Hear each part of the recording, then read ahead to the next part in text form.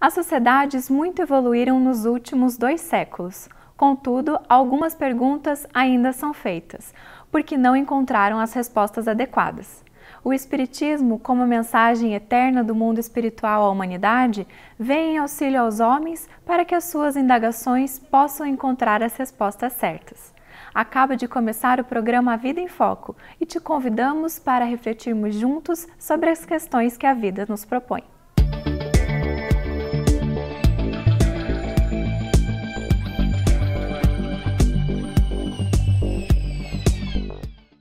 Influem os espíritos em nossa vida? De que forma eles podem nos influenciar? E que tipo de influência eles exercem? Como se dá a influência dos espíritos sobre nós? Eles podem nos prejudicar? Só os maus espíritos nos influenciam? Qual o motivo pelo qual os espíritos nos influenciam? Na verdade, o que eles desejam de nós? Onde fica o nosso livre-arbítrio? Estas perguntas e outras serão respondidas na entrevista de hoje. Conheça o que o Espiritismo ensina sobre esta questão tão importante. A Vida em Foco traz também curiosidades, crônica, o Espiritismo esclarece e, fechando o nosso encontro de hoje, mais reflexões sobre a doutrina espírita e os ensinamentos de Jesus. Você é o nosso convidado. Fique conosco. Confira agora a crônica da semana.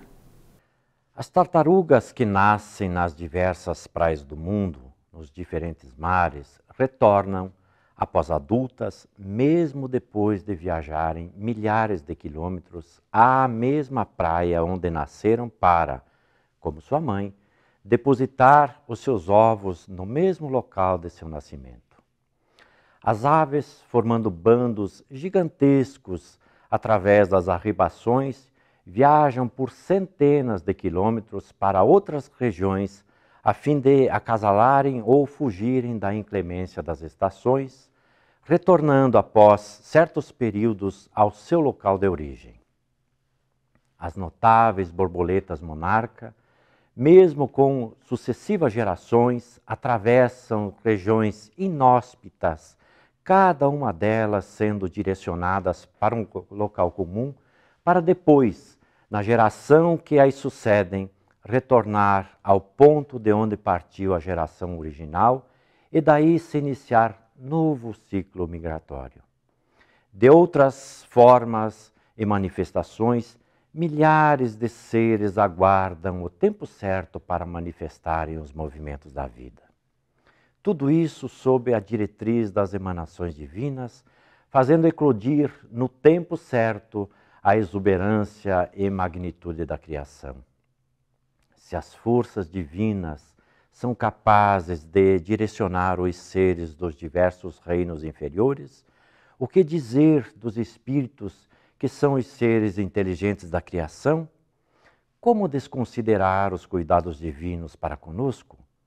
Como não ver nas manifestações divinas a mão diligente do Criador? Como não perceber que diretriz divina governa todas as manifestações da vida, desde o mais simples até o mais complexo?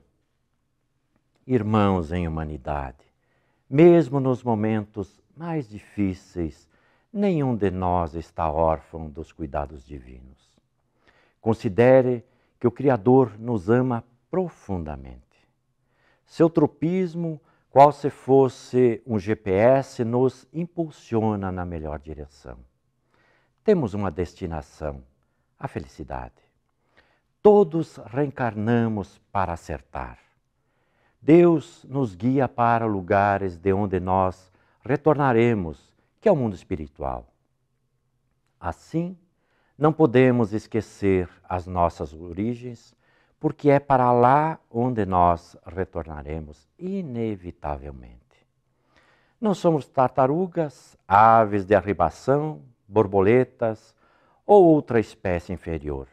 Somos seres movidos por uma força que, pela inferioridade de suas expressões, desconhecem. Somos almas imortais, movidas por inteligência e sentimentos, e sabemos que direção seguir. O mapa divino está escrito em nossa consciência. A rota está traçada, a trilha delineada, A estrada pavimentada, a direção é segura. Vivamos, pois, com a certeza que o Criador está na direção da vida. Confira o quadro de entrevista com o tema Influência dos Espíritos em Nossas Vidas. Acompanhe.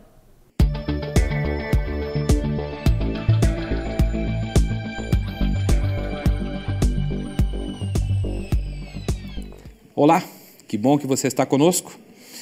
Este é o nosso quadro de entrevistas e aqui hoje, mais uma vez, para nossa alegria, Marcelo Garcia Colling. Quer conhecer um pouco mais sobre Marcelo? Você que está acompanhando o nosso programa pela primeira vez, lá você pode também conhecer o currículo dos demais entrevistados da equipe do programa. Acesse o nosso site avidaemfoco.com.br e no menuzinho da direita, clique sobre o programa. Marcelo, seja muito bem-vindo novamente. Obrigado, bom estar aqui de novo. E o tema de hoje, Marcelo, influem os espíritos em nossas vidas? E já é a primeira pergunta. Essa é uma pergunta que os espíritas conhecem muito bem do Livro dos Espíritos.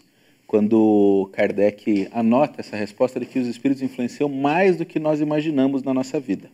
Mas hoje eu trouxe essa pergunta provocativa para a gente ver que os espíritos influenciam mais do que os espíritas acham que eles influenciam.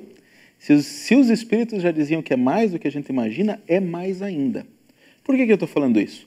Porque quando os espíritas leem essa resposta, que os espíritos influenciam mais do que a gente imagina nas nossas vidas, eles naturalmente levam a pensar na influência que os espíritos que não estão no corpo exercem sobre nós, espíritos que estamos ligados a corpos.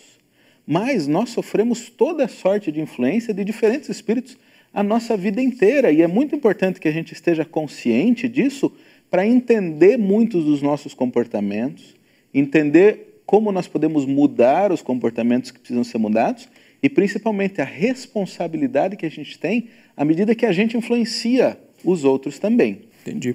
Marcelo, de que maneira então os espíritos influenciam nossas vidas? Então, se a gente for pensar na influência que os espíritos sem corpo exercem sobre nós, que estamos encarnados, a gente pode dizer aquela história que a gente vê no desenho animado, que tem alguns que exercem a função de anjinhos e estão sempre tentando nos influenciar a fazer o bem, e aqueles que exercem aquela função de provocadores, de diabinhos, que estão querendo nos incitar ao mal. Mas nós temos que entender que nós temos também, por exemplo, a grande influência dos nossos pais em todos os nossos comportamentos. Por mais que às vezes a gente diga, não, eu nunca vou fazer isso, eu nunca vou ser como meu pai, a maneira como nós fomos expostos aos nossos pais quando éramos crianças é muito importante na maneira de nós nos portarmos no dia de hoje. E por que eu estou puxando isso? Lembrando a influência que nós exercemos sobre os nossos filhos daqui para frente. Do mesmo modo que os nossos pais nos influenciaram, nós estamos influenciando as crianças, os amigos, os colegas de trabalho. Quem nunca percebeu essas influências quando entra uma pessoa enfurecida no lugar de trabalho e todo mundo parece que fica tenso, fica nervoso com aquilo? Quando tem um rabugento, mal-humorado e parece que todo mundo já começa a reclamar dessas coisas? Assim como parece que tem algumas pessoas que entram pelo ambiente e trazem um pouco de paz, de harmonia, que irradiam isso por onde ela está. Então o Espiritismo vem explicar um pouquinho dessa influência que é exercida também. E nós temos que considerar aí dois aspectos. Primeiro, a influência direta do exemplo. Quando você está diante de uma pessoa que é calma, ponderada, que fala num tom de voz adequado, você é levado a caminhar daquela maneira também. Mas todo o ensino que os espíritos nos trouxeram a respeito dos fluidos nos leva a entender também que as pessoas irradiam esse seu estado de harmonia ou de desarmonia por onde quer que estejam. Então, mesmo que às vezes a pessoa queira transparecer uma tranquilidade, se ela dentro está numa agitação, aquilo pode nos contagiar também. Às vezes a gente não entende, mas de onde que está vindo essa agitação? A gente já acha que isso é uma influência, é um encosto, é um espírito não sei das quantas que está comigo, e às vezes não. Às vezes está vindo de um companheiro que está do lado, ou nós mesmos não estamos percebendo a nascente de alguns sentimentos que o outro está espelhando na gente de alguma maneira. Então você vê que viver não é uma coisa fácil, porque a gente tomar consciência de todos esses sentimentos é um exercício para uma vida toda. Mas como é que nós vamos conseguir mudar algum comportamento se não for assim? A gente fala das dificuldades de mudança de comportamento, como parar de fumar, parar de beber, começar a fazer atividade física, deixar de falar mal dos outros. Eu não estou falando da gente aqui, porque a gente não fala mal de ninguém. Lugares, né? Mas tem gente que fala mal. Coisa da Europa. E precisa mudar esse hábito, e não é fácil de mudar, mas é porque a gente não analisa todas as fontes. A gente vai reproduzindo, às vezes, modelos, espelhando as coisas que acontecem à nossa volta, sem estabelecer um crivo. Por isso a ideia de trazer esse tema hoje, para que os nossos companheiros que estão vendo em casa reflitam um pouquinho sobre os seus comportamentos, porque nós sofremos muitas influências de outros espíritos encarnados e desencarnados sobre os nossos comportamentos. Entendi, Marcelo. E como é que a gente pode perceber isso, que há uma influência? Isso nos pede não só um movimento, mas uma prática diária, um hábito. Nós temos que nos examinar e tentar entender as nossas reações. Porque, às vezes, a gente reage de uma maneira em situações muito específicas. E daí eu tenho que parar para pensar. Por que será que eu estou reagindo assim agora? Por que eu fiquei mal-humorado diante dessa pessoa? Por que eu estou tenso? Por que eu estou preocupado? Eu estava tranquilo até agora. Alguma influência está acontecendo naquele momento. Seja a influência direta da pessoa que está junto com você, seja a influência de algum espírito que está com você, seja alguma coisa que você trouxe lá de dentro. Às vezes um cheiro, uma situação, uma música podem despertar em nós sentimentos tanto bons como ruins. Então sempre que a gente perceber alguma mudança meio brusca no nosso estado de espírito, no nosso pensamento, vale a pena a gente parar para se questionar, mas espera aí, por que eu estou pensando assim? Será que é uma coisa que é um valor legítimo meu? Ou houve um desencadeante, um gatilho? Alguma coisa disparou alguma coisa na minha memória, iniciou um movimento no meu sentimento, e se eu não parar para olhar o que está acontecendo comigo agora, eu me deixo levar, e nessa de se deixar levar, a gente vai perdendo o tempo da nossa vida. Porque nós não estamos aqui de passagem. Marcelo, nós vamos fazer um breve intervalo, né? E já vamos retomar essa conversa. Porque nós não estamos de passagem. Porque nós não estamos de passagem aqui. A gente já volta. Fique conosco. Aguarde um instante só. Vamos para um breve intervalo e logo voltaremos com a segunda parte da entrevista. Não saia daí.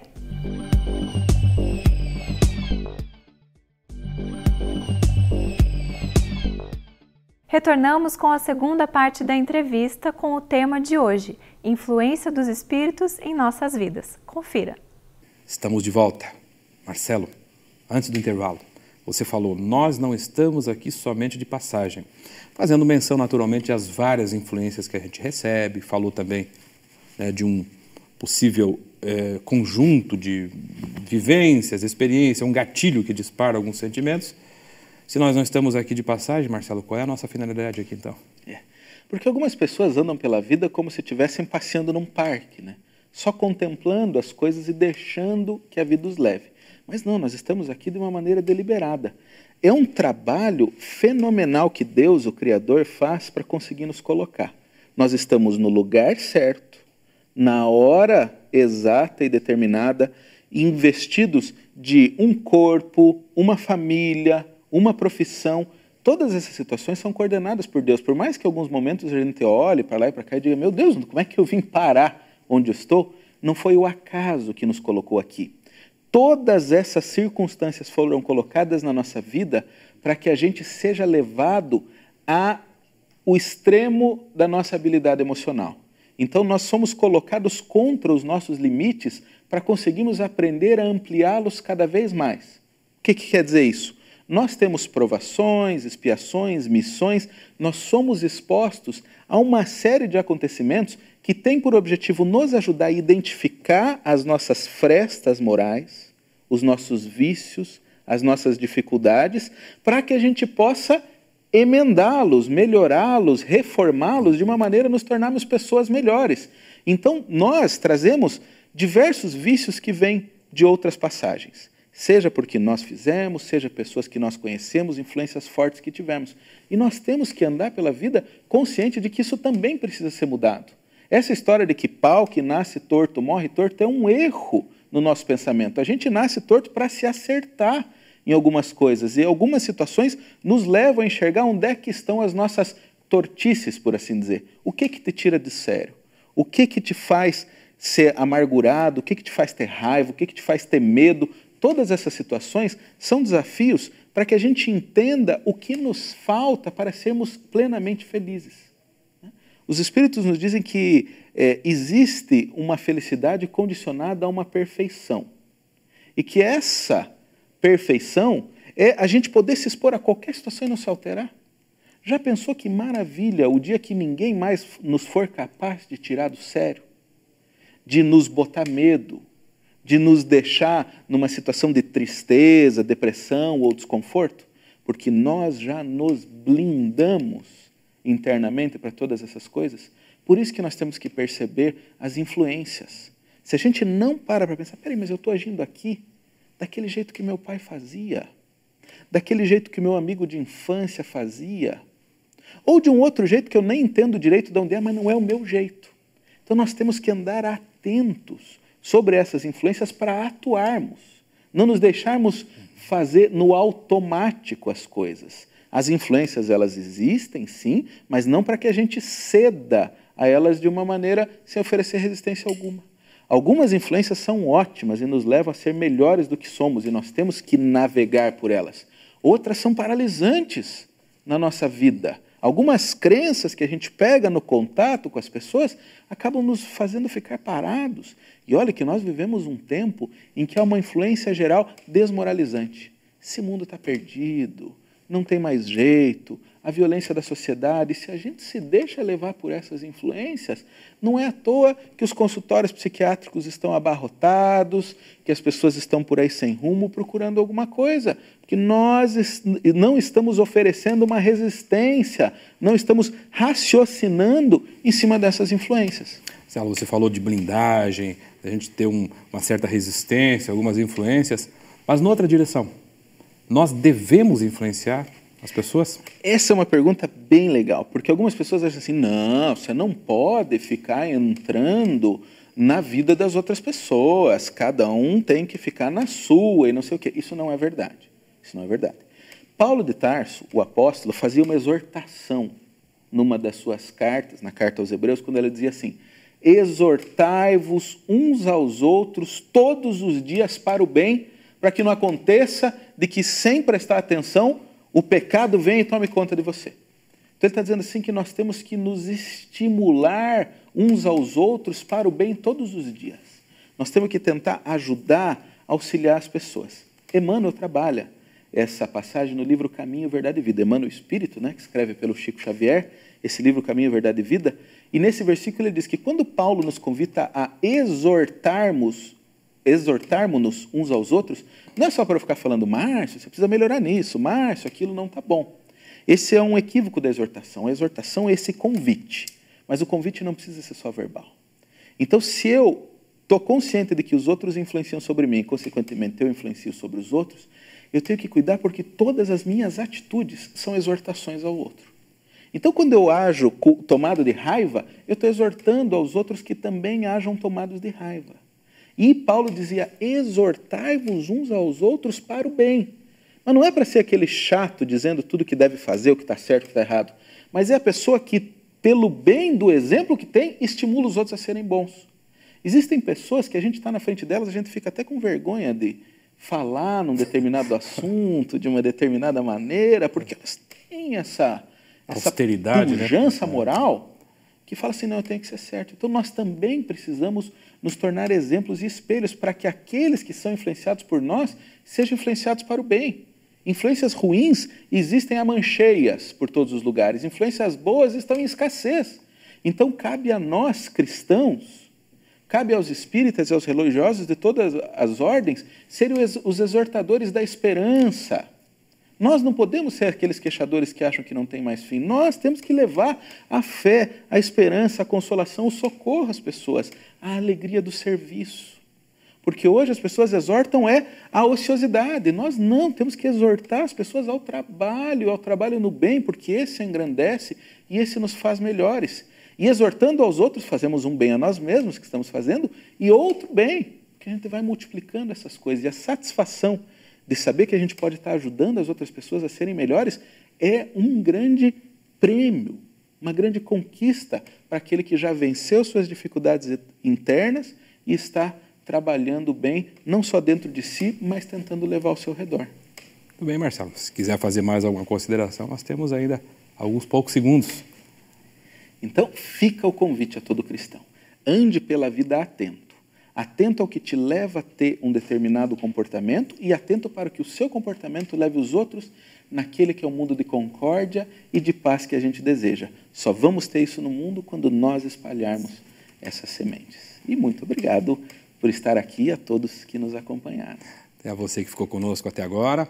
Se você tiver dúvidas, não hesite. Escreva-nos, contato@avidaemfoco.com.br. E se você perdeu as edições anteriores do nosso programa, entre no nosso site avidaemfoco.com.br e acesse. Marcelo, até a próxima. Fique conosco porque o programa continua. Você tem uma dúvida e quer que a respondamos aqui no programa? Envie por e-mail no endereço contato@vidaemfoco.com.br a sua pergunta. Acompanhe agora no quadro Espiritismo Esclarece, pois esta poderá ser a resposta que você procura. Confira agora o Espiritismo Esclarece, com a participação especial de Divaldo Pereira Franco. Quais as características de um falso médium? O que seria um bom médium? O bom médium, como o próprio título diz, é aquele que se ignora a si mesmo para servir ao seu próximo. Foi cunhado no movimento espírita, foi cunhada uma frase muito bela, a mediunidade com Jesus. Equivale dizer que o médium é uma ponte, e a ponte reconhece o seu valor. Tem o significado de transferir o indivíduo de uma para outra margem. E tem o dever, naturalmente, de zelar pela própria segurança. Reconhece-se o falso médium, ou o médium que não corresponde às exigências kardecianas, pelo seu interesse imediato, pelo orgulho, pela presunção, por não aceitar a orientação dos outros, por acreditar-se indene a qualquer erro, por supor-se missionário, por iludir-se com a perspectiva vã e doentia de que aquilo que vem através dele tem um caráter superior. O verdadeiro médium é simples, sem arrogância, é modesto, sem presunção, é humilde, sem aparência. Ele se entrega ao ministério conscientemente, sabendo da alta responsabilidade que lhe é oferecida pela faculdade que deve dignificar.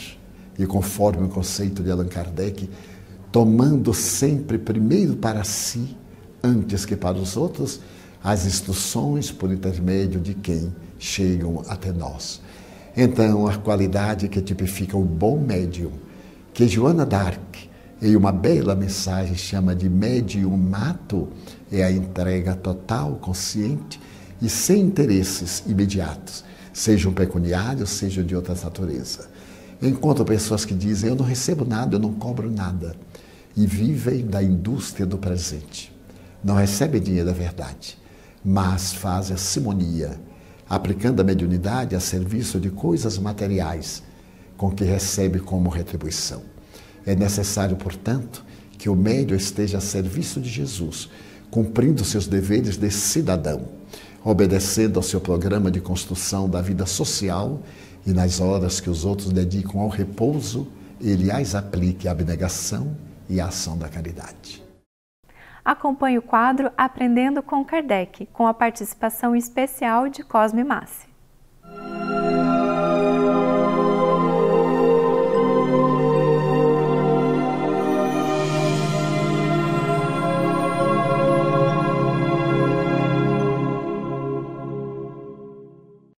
Olá, Aprendendo com Kardec. A prece. Allan Kardec pergunta aos espíritos, em O Livro dos Espíritos, qual o caráter geral da prece?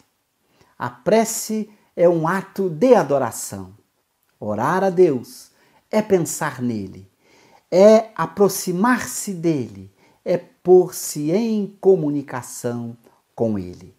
Quando oramos a Deus, pensando nele, entramos em sintonia com os espíritos superiores do universo, seus emissários. Nesta hora, recebemos pela inspiração as orientações para fazermos as melhores escolhas. Diz ainda Allan Kardec: há 3 coisas podemos nos propor por meio da prece: louvar, pedir e agradecer. Louvamos a Deus quando aprendemos a sentir alegria, respeito e admiração por todas as suas obras. Quando olhamos para a natureza à nossa volta, aprendemos a louvar na medida em que sentimos esta admiração profunda por todo este universo em que existimos. Mas também podemos empregar a nossa vontade, o nosso livre-arbítrio, para pedirmos a Deus as orientações para a nossa vida. Se pedirmos coragem, confiança para o enfrentamento das dificuldades do caminho, seremos sempre atendidos. Da mesma forma que todas as vezes que pedimos a Deus as orientações para enfrentarmos as nossas dificuldades interiores, para superarmos as nossas imperfeições e para caminharmos em sua direção. Quando pedimos com sinceridade a coragem, a confiança e as orientações para a nossa reforma íntima, seremos sempre atendidos por Deus, por meio desses espíritos superiores, por nossos anjos guardiães.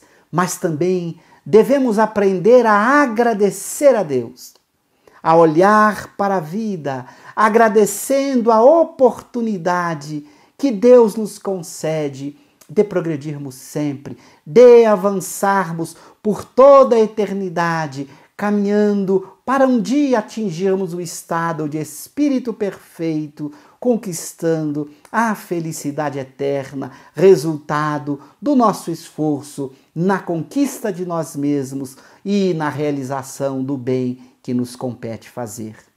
Louvar, pedir e agradecer. 3 verbos que sintetizam esta capacidade que Deus nos deu de pensar nele, de entrarmos em comunicação com ele a nosso benefício, para o nosso progresso. Vamos orar todos os dias de nossa vida.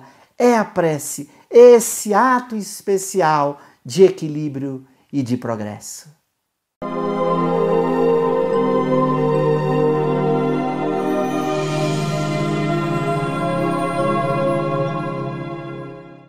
A Vida em Foco volta na semana que vem com mais novidades.